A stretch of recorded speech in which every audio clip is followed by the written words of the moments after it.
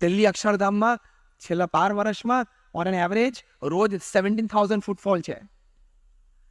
પહેલા તો અમે બધા પ્રસંગો યાદ રાખતા હતા, પછી હવે અમે પ્રસંગો યાદ નથી રાખી શકતા.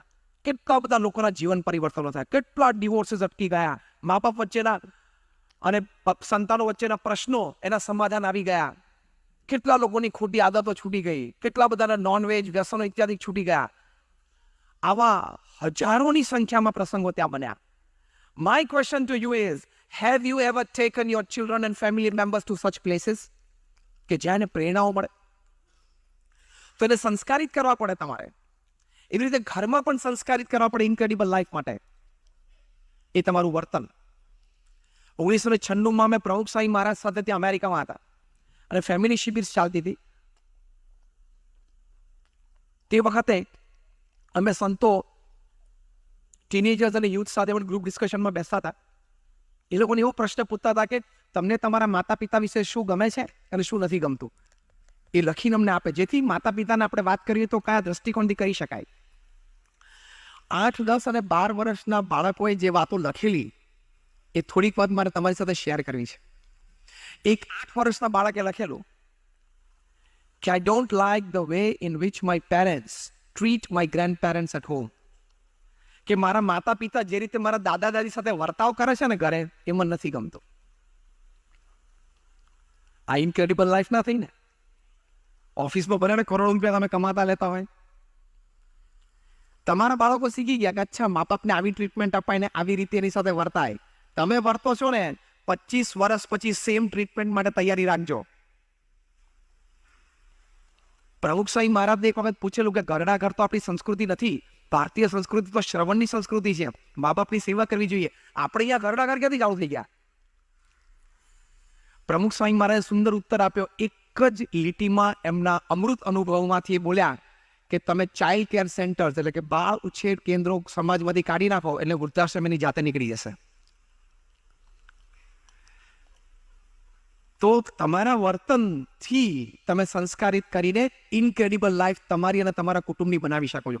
એક 10 વર્ષના બાળકે લખેલું કે મારા માતા પિતા મારી હાજરીમાં એકબીજા સાથે ઝઘડે છે ને એ મને નથી ગમતું.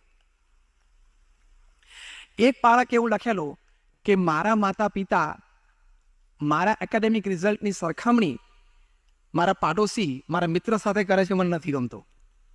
એક બાળકે લખેલો કે મારા માતા પિતા મને એવું લાગે છે કદાચ હું સાચો નહીં હોઉં, પણ એવો અનુભવ થાય છે કે મારા કરતાં મારી નાના ભાઈ પ્રત્યે એમને વધારે પ્રેમ છે.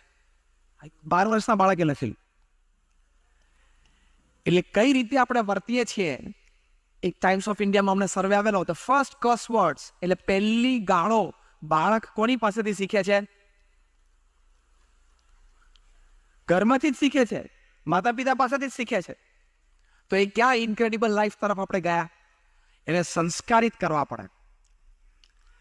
એટલે એવા સંસ્કાર યુક્ત કરવું, કુટુંબ બનાવવું હોય, આપણે સમય પણ આપવો પડે અને શક્તિ પણ આપવી પડે. સ્ટીવ જોબ્સનું નામ કેટલાય સાંભળ્યું છે? Just rays your hands. બધા સાંભળ્યું છે ને? બધા આઈફોન વાપરો છો એટલે વ્યક્તિએ સિંગલ હેન્ડેડલી એપલ કંપનીને ક્યાં સુધી પહોંચાડી? આજે $1400 અબજ એપલનું રેવન્યુ છે, which is more than the GDP of 170 countries. 170 દેશના જીડીપી કરતાં વધારે છે. દેટ મીન્સ 170 દેશોમાં કેબિનેટથી માંડીને પ્રધાનમંત્રી અને પ્રેસિડેન્ટની ઇન્ફ્લુઅન્સ એપલનો એક્ઝિક્યુટિવ કરી શકે એટલી તાકાત છે એ લોકોની. દર સેકન્ડે 10 આઈફોન વેચાય છે પૃથ્વી ઉપર, એવરી સેકન્ડ. આપણે આ કથા શરૂ કરીને એટલે ખાલી આઈફોનની વાત શરૂ કરીને એમાં 500 વેચાઈ ગયા. પૃથ્વી ઉપર જેટલા આઈફોન વેચાયા છે બધાનો ઢગલો ભેગો કરે તો આઈફિલ ટાવર કરતા ઊંચો છે. આઈપેડ આપ્યું, આઈપોડ આપ્યું, આઈક્લાઉડ આપ્યું. એ સ્ટીવ જોબ્સ એ 56 વર્ષની ઉંમરે કેન્સરથી મૃત્યુ પામ્યા. પછી એમનું જીવન ચરિત્ર એમના ખાસ મિત્ર નિક બિલ્ટને લખેલું છે. એની સાથે કો ઓથર છે ક્રિસ એન્ડરસન. આ પુસ્તકમાં એમને એક પ્રસંગ લખ્યો છે. નિક બિલ્ટન પોતે ન્યુયોર્ક ટાઈમ્સના બહુ સારા સિનિયર પત્રકાર હતા અને સ્ટીવ જોબ્સ સાથે નાનપણની મિત્રતા હતી. એમણે આઈપેડ ફેલ ગયું છે એવું આર્ટિકલ ન્યુયોર્ક ટાઈમ્સમાં લખ્યો એટલે ઇમિડિયેટલી સ્ટીવ જોબ્સ એને ફોન કર્યો કે તું મને મળવા આવ. મળવા આવે એટલે સ્ટીવ જોબ્સ એમને બધા સ્ટેટિસ્ટિક્સ દેખાડ્યા. પછી મને કે નિક બિલ્ટન લખ્યું, પછી મને બહુ ખીચાણા, અને એકચ્યુઅલી શબ્દ એમને વાપરે છે, હી ચૂડ મી આઉટ, આમ ચાવી નાખી દીધો મને. નિક બિલ્ટન લખ્યું છે. પછી નિક બિલ્ટન લખે છે, નાઉ લિસન વેરી કેરફુલી, કે મેં સ્ટીવ જોબ્સને પૂછ્યું કે સ્ટીવ, તારા સંતાનો કયો આઈફોન યુઝ કરે છે? Which iPhones do your children use? એટલે સ્ટીવ જોબ્સે કહ્યું કે મારા સંતાનોના હાથમાં મેં હજી આઈફોન આપ્યો નથી. આ જીવન ચરિત્રમાં લખેલી વાત છે. સ્ટીવ જોબ્સનું નામનું જીવન, કારણ કે એ નામ જ મોટું બ્રાન્ડ નેમ છે. નિક બિલ્ટને કહ્યું મારા હાથમાંથી પેન છટકી ગઈ, કે ખરેખર? તો સ્ટીવ જોબ્સે કહ્યું હા. નિક બિલ્ટને પૂછ્યું કેમ? તો સ્ટીવ જોબ્સે કહ્યું છે કે we have limited the use of technology. ટેકનોલોજીનો કેટલો ઉપયોગ અમારા ચિલ્ડ્રને કરો, બાળકોએ કરો, એ મેં ને મારા પત્નીએ સાથે બેસીને નક્કી કર્યું છે.